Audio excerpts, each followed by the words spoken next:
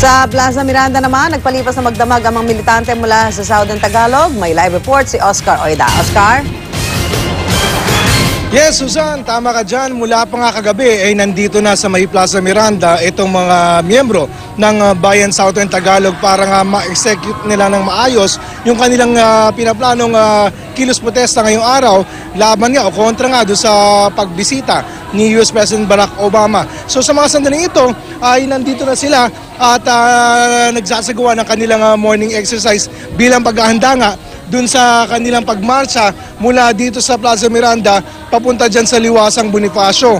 Dito nilatag na nila kanina, Susan, yung giant flag ng Amerika at kasama raw ito sa isasagawa nilang pagprotesta sa pagdating o pagbisita ni US President Barack Obama. Kanina nakausap natin yung kanilang spokesperson na si Andrian Mark Nang at ayon sa kanya hindi sila naniniwala na itong pagbisita ni US President Barack Obama ay simbolo ng pagkakaibigan. Sa halip, naniniwala sila na lalo raw maaabuso ang ating bansa. Naniniwala rin sila na ito ay magbibigay daan para daw muling magkaroon ng base militar ang Amerika dito sa Pilipinas. At ang kinapangambahan pa nila ay baka daw muling lumaganap ang prostitusyon pag nagkaroon na naman ng mga base ang bansang Amerika dito sa Pilipinas. Kaya tuloy-tuloy daw ang kanilang protesta. Mula dito sa Plaza Miranda, magmamarcha sila mamayang alas 6 ng umaga, papunta dyan sa Liwasang Bonifacio, kung saan magkakaroon sila maikling programa